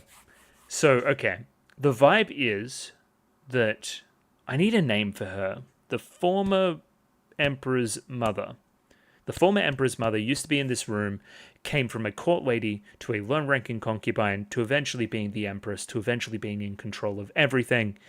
She's come from the bottom to the top. There is a grand irony of her placing the emperor, right, the current emperor that should be in charge, into this room as basically a prison, as it served as my prison a long time ago, right? Isn't that poetic? I think there's a poetry there that I really find fascinating. Because on one level, it's like, woo, you go. But on another level, it's terrifying. Oh my god, stop going, you know? During the end of the both of these characters' lives, they spent a lot of time in this room, as if clinging to their memories. They spent much time there. A lot of survivors kind of stuff there too. We're the two sole survivors from that whole part of the family. So let's stick together and probably forming some kind of complex here too, if I'm honest. So might not be great kind of psychologically. And yeah, I thought I read this too. The both of them died pretty shortly after each other. Empress dies, and then former emperor dies too. So yeah, it's like he was chasing her to the afterlife. And yeah, first question is, well, that guy was old, so you're sure you just didn't die of natural causes and it's a coincidence? However, the Empress Dowager is kind of caught up on this. She really wants an answer. She seems sure that she cursed him. I wished he would go away for the longest time. Is there any evidence it was a curse? Well, the only evidence would be the lack of decay on his body. Of course, that seems unnatural. Of course, us in the modern day know that there must be some kind of scientific explanation for it, as we go into. I feel like this is very pointed too. The shot of basically every character in the show and saying that everybody returns to dust at some point. Pretty ominous. Pretty ominous, Mau Mau. I don't know. And then, yeah, this is where the episode really annoyed me and baited me into watching another one because Mau Mau's like, I just have one request. As it turns out, that one request is just to be able to be in that room and investigate. That room which nobody's allowed to enter. Now, of course, whatever the Emperor says goes, so we're going to get his permission to be able to go into that room. Pretty sweet. I like this as an interaction. It's been a long time since we've seen Suren. These two are like two peas in a pod. I remember you were very scary. I remember I thought that you were evil for a while too. I think you're just intense, which is fine. And yeah, Mau Mau getting to hang out at Jinchi's place again after the second core of last season. It's a nice touch. I think there's a lot in, I think Suren gives up the bed here for Mau Mau. Like, you're going to kind of chill on the couch. Her tastes are very cute too. We see here a little bit later that she's like reading romance novels, something very light, not really in touch with her character. She's, I don't know, granny vibe. She's like nice. She's cute. It's cool. I feel like there's a I know how much you mean to Jinchi, I'm going to give up things for you type vibe to it, which is, I don't know. I feel like everybody's like, everyone knows Jinchi likes Mau Mau, but they don't talk about it, but they talk about it behind their back. Like, they're like, oh my god, just kiss already. I don't know. I feel like everybody's making allowances for this in the background and, like, trying to push these two together a little bit. I mean, Gyokyo definitely knows. She's always giggling away. I don't know. It's cute. I'd like to continue down this line of thought. I don't even know what my own position is here. I clearly care about Gyokyo, and I like the kid, and I like the people in the Jade Pavilion. That's all chill. But am I also in alliance with Li Fa? I got that pin way back in the day too, of course. Am I in alliance with Jinshi? Because he's clearly fond of me, and I've lived with him for a bit. I don't know, I've done some work for Lishu. I've done some work for the Emperor. I kind of just do whatever. I don't know. What is my position here? Where do I stand? Mama seems a little bit restless and is prompt to grab a book to potentially, remedy it. This is when Mama happens upon Box and gets jump scared, but Box is actually very important. It's full of Jinshi's toys. Now again, I don't really want to go super far into the toy conceit. I feel like it's going to be pretty important going forward for Jinshi flashback stuff, if and when we do it. So, and the importance of various toys. We kind of even did it last season a little bit too, even though again it's clearly got more going on now. So yeah, I don't know. There's a point to all that. Specifically here, these are the items that I hid from Jinshi. He kept playing with the same toys very often. I always took them away from him because I wanted him to try and experience different things and not grow overly attached. Again, is Jinshi gonna cry uncontrollably when his toy is taken from him? Probably. I don't know. That's probably why it's here. I like younger Gao Shun. That's all cute as well. Now, we mentioned Gao Shun here, and Mama's got her suspicions about Gao Shun as well, because he seems really switched on and quite important. Why is he second to Jinshi again? Isn't Jinshi just a eunuch? A pretty important one at that, but still just a eunuch. So why does he have an important person that's right next to him? Mamao, think. You gotta think, buddy. Yeah, and this is the line. If one focuses too much on one thing, they lose sight of the others. He was born into that position, or he's born into a position that doesn't allow for that, for just focus on one thing. So he needs to grow up into a, just and righteous leader. This, attachment to the one instead of the many isn't, congruous to that. No matter how hard it was, he had to step up and be the adult. No matter how hard it was for the former emperor, he had to step up and be the adult. No matter how hard it was for Anshi, she had to step up and be the adult. You see how toxic this all is? Everyone's being deprived of their youth. Continuously, over time. And then continue to punish the people below them. That's terrible. And again, that was the desire of Jinshi's mother. Now, of course, that mother is the Empress Dowager. She would have a complex about that. You obviously don't know that here at this time. I like this stuff too. Jinshi only really shows off his kind of childish, kind of bratty side. I don't know what you'd call that. His character, when he's alone with us, he's kind of very professional other than that, right? And it feels like a front he puts on. It feels like he could be natural around me. It feels like he could be a kid again. It feels like I'm away, in a way, to get his youth back. Isn't that cute? I think it's cute. I don't know. And then Mama accidentally gets a peek of this, which would be vitally important. It's a picture of the Empress Dowager when she's very young. Are you also gonna put that together? That's a painting by that guy that was hidden here by Su Ren, who was also, I know it was associated with the Empress Dowager, and it's here, and it's a painting, and then we want to hide it, and then I saw it in Jinshi's room. Mamao, come on. And that's why Suren's very quick to grab it as well, because it's basically incriminating evidence of the secret. And then very quickly, if Mama was left to think about this a little bit more, maybe something would have came of it. But instead, poison got in the way. And yeah, this is where, because then, the poison itself would be a big clue too, right? This poison that's hidden here, why does she then make the connection between that and the stuff with the former emperor and that whole case and the thing given to her by the Empress Dowager? She makes that connection based on the fact that Master Jinshi visited the inner court when he was young. She doesn't let her brain wander as to why Jinshi would visit that place. I don't know. She kind of leaves it there, but that's what she's running within her head as it stands right now. Because otherwise it would be huge evidence too. And yeah, Suren here is great. She looks so nervous. She's like, are you figuring out what I think you're figuring out? I will say, between the two episodes, you could probably pace them a little bit better to the point where we're not getting to hear now in the episode. Because I think there's a whole episode's worth of content basically from, let's say, here to here. I feel like we go through it quite quickly. Potentially you could spread that out better over the course of these 2 episodes and this 2-episode chunk. Either way, Mao Mao's on the scene of the crime now, on the chase. She quickly finds a paintbrush, and it's like, did he paint much? And it's like, yeah, well, he once painted for me. Just painted a picture, only once, only just once. He said it was a secret, that if the others found out, they would be taken, or they would take it away. So he wouldn't be able to paint. But he only became able to paint later in life when he was allowed to by his mother. Interesting. So the first painting he ever did of you was in secret. That's kind of cute. I don't know. I mean, minus the whole age gap thing, obviously, but still. And yeah, this is when Mao Mao picks up the nervous tick. Jinshi seems very nervous. I'm sure he thinks he looks like he's acting calm, but I know him, and he seems really nervous. I'm refusing to think about that right now. Mao Mao then asks the question, is this the only place he would ever paint? It's like, it's hard to know. He was only ever served by one guy. There was this one servant guy that's also a mute. Or he isn't a mute, he's been forbidden from speaking. So, I don't know, did we really abolish slavery or... And the last piece of evidence here is this wall, which is very loose to touch, right? He's probably painting under here, right? Oh, okay, he's a former slave. So he's... Okay, so this is interesting from your perspective too. This guy here is almost a remnant of the slavery stuff which I worked to abolish, right? Or at least ban, even though it still kind of exists.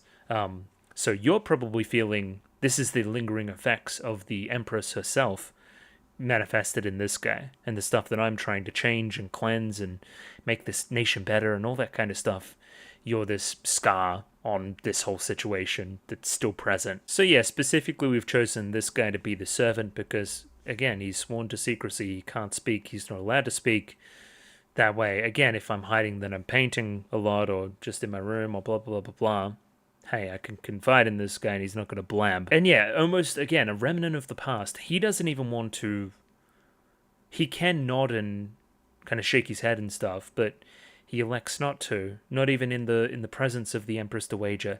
It's almost like his loyalty is still really to the old Empress. And again, he's visibly very nervous again, still wanting to hide the secret. Keep this painting thing a big secret, you know? I guess it's a power thing as well. We can't be known as the nation where the Emperor paints. That can't escape. It'll show our insecurity. It'll also maybe, you know, pull the wool on the whole who's actually in charge idea too. I don't know.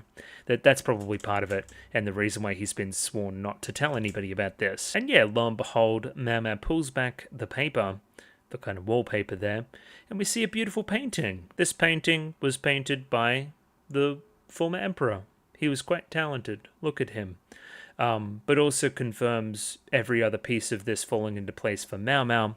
The little chunk that she found, let's let her explain it. She does a better job than me. Specifically this color, this yellow, this golden color here, you know. It was created by crushing a mineral called orpiment. Orpiment has the same toxicity as arsenic, and arsenic can make things less likely to decompose. So if the Emperor was in here over time using this paint, he could have been poisoned over time and make his body less likely to be decomposing later on after he's dead. So this is where we get into the depth of it all. Who is he actually drawing in the picture? Is it his mother and the golden dress there? Is that the poison that ended up killing him? Or was it the poison from the dress of Anshi, right? That one young girl. The one young girl that cursed him every night after a certain point, you know? Yeah. See what I mean? It's you know, you could take it in two directions there. Who is the real person that was the poison that killed him? And there's such a beauty and there's such an art in the way that we've told the story here and how it can be interpreted. And the color of the dress and the mystery there within. And we're still not fully sure on all the facts, and there's a lot of drama. It's very, very good. This is some of the best stuff in the show, I feel. So Mao Mao's definitely the one here to make the jump that it must be his mother, right? This is the mother, right, who let him paint in this room while she made all the important decisions, right? This is how you know, he rewarded her with this kind of painting of her and all that other kind of stuff, the devotion. Somebody had to acquire the tools. Somebody must have been in on the whole painting thing. It must have been her. She was quite powerful at the time. I don't know. There's probably something in the Hanakotoba as well. There's probably something in the framing of the painting overall, with this figure being much larger than the rest, looming over them, being the one in power, the one in focus, the one of everybody else's envy. I don't know. It's hard to say, because I feel like there's enough evidence on the other side too, with the revelations at the very end, that it could just be Anshi, and he actually felt a pretty complicated set of feelings for her after a while. I don't know. And in that way, is the Empress's power grab or whatever also... Like, I feel like that's what Mama is trying to say here, that the Empress's power grab, or as I've described it, was also her taking the reins, knowing that her son wasn't fit to be emperor. Somebody had to be in control. Is she ultimately sacrificing a lot of aspects of her life as well to lead the country? I see it a little bit more cynically, but maybe. I feel like Mama is very astute here as well. I really like the line where she's like, it's quite ironic that, you know, the Empress set this up for the former emperor, right, as his kind of safe haven, as a place to protect him, but ultimately also had poison there unknowingly that was poisoning him to the point where his death was very shortly after hers. And then, of course, she doesn't know anything about the kind of Empress Dowager side here, saying she's trying to send questions to somebody beyond the skies. Like, I don't feel like you know what kind of questions she's asking right now. In reality, she's more pissed than ever. It's like, look at me getting all emotional. It's like, no, Mao, that's not the vibe. It's more, fuck this guy and fuck his mom. I hate her. Yeah, the narrowing of the eyes there. How infuriating. Oh, shit. Even faded, that person's presence is strong. I wonder if I'm even part of this picture. Again, the Emperor lost his obsession with me such a long time ago and moved on to other things. His mother, though, always staying central. Again, he probably still doesn't even remember me, even in the afterlife. The only thing he ever gave me was this scar, which allowed me to be treated as the mother of this nation. I like how honest the Empress Dowager is here as well.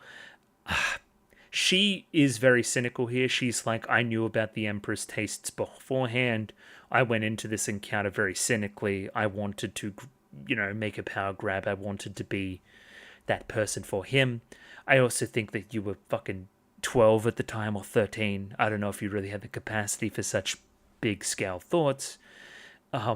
I feel like it's a little bit of column A and a little bit of column B. I don't know about the power dynamics, there's the point. I had a young looking face, but my menarche came early. Is that her period? It most certainly is. I guess I could have inferred that. My dad was a bureaucrat, my mum was a concubine, my dad used that for political gain. So hey, we knew that the emperor was kind of a sicko. I'm already having my period. We can use that to our advantage. That's gross. No wonder you wanted to abolish slavery, Jesus Christ. The sister character here is quite interesting. It's kind of giving me Lifa and Shin a little bit. Obviously, way more yikes, but similar kind of vibes. And then, yeah, Emperor's here. Obviously, the sister tries to go in and make the moves, but I'm not like that. Don't touch me, woman of my age. That's cringe. Yeah, she sees this very, very cynically. Like, I could have apologized to him. I could have went over and helped my sister, did any of that stuff. Instead, I walked over to the Emperor and introduced myself. I asked if he was okay. Again, all that focus on him, eye contact, eyes of ambition is what we say here too. I don't know if you have the capacity for such thought at that time. Is that a thing that your father spurred on? I don't know. It's weird. It's hard to see you as the one in control of this situation, considering everybody else, I guess. And I feel like you thinking that you were in control is kind of cope. And that's also very interesting. Like, hey, potentially I was deprived of my youth as well, and I'm still kind of trying to work my way through that. Awesome. But yeah, it went well. I carried his son. It was very dangerous, but it was a son, and the grandmother took me in. Or his mother, I guess. This is very interesting too. I don't know if this is anything, but there was once a girl who gave birth to a daughter. She claimed that the girl was the late emperor's daughter, but he denied it. A doctor was declared the father and was exiled with the baby. Okay. Weird. It's a weird thing to bring up. exilings, doctors, weird unnamed babies that could be related to royalty, illegitimate children, bastard children even. I don't know, that's weird. That's a weird thing to say, show. I guess I'll keep it in mind. Wait, the girl who gave birth to the so-called daughter was left in the rear palace. And then a doctor who was exiled went away with that kid. Weird. Very weird. I don't even know who could fit the bill, though. Weird. Okay, that's... yeah. That's future stuff. That's something I'll completely forget about, by the way, but keep in mind that there is another child of the late emperor still knocking about. Another sibling of the current emperor, I guess. Or half-sibling, I guess. And I guess part of me wanted to talk about this yesterday, but I didn't want to be wrong. But I also kind of thought about this at work today, again. And I thought about a female character that's potentially kind of scornful and seems to know a lot about the rear palace and the royal family. Particular information that not many people would know, right? And kind of maybe potentially fits the age bill. The age is where I get a little bit suspect on it, but I'm talking about Sure. Now, this could be a huge revelation, or I could just be completely wrong. I'm going to throw it out there regardless. This missing child, is it Sure, right? Or do we know more about Sure's past, I guess is the question. Genuinely, if there's something in Season 1, please just remind me. Maybe there is. I don't know. But it seems like she knows a lot of bullshit, and maybe that would be a motive for revenge. The doctor element's very interesting too. Anyway, I don't know. I was kind of thinking Sure vibes, but it could be a completely different character. The other one is that her birth mother is still in the rear palace, which is another weird one. Anyway, lots of weird shit's going on. I'm not quite sure where to go with it. And then, yeah, time passes. The late emperor stopped visiting me because I grew up. This is interesting. Okay. I heard the rear palace is expanding again. Yes, I've heard that Master Shisho suggested it. Okay. Shisho, connection to the Empress Dowager, at least a little bit. He's been around for a very long time. He's a clear power player. Cool. And yeah, this demonstrates it pretty squarely. Beautiful woman, his age, well, not even his age, younger than him, but of age, walks by. Nothing. Mother of my child. Nothing. Cringe, don't want to do that. Instead, I want to go over here and talk to child. Pretty cool guy. Anyway, you're clearly fucked up with the whole... Anyway, you've had a hard life too, but that doesn't excuse this. And yeah, I mean, I'm on Archie's side too. I would feel pretty scornful. I gave up everything to be in power, to save this nation. I don't know. And you're just some guy, and now you're going around hitting on girls? I scarred my body for you to give you an heir. And now you're just going around sleeping with other people? Of course I'm going to feel pissed off. Now, pissed off to the point of doing this, I don't know if I'm ever really going to be there. Boo, an adult woman. How scary.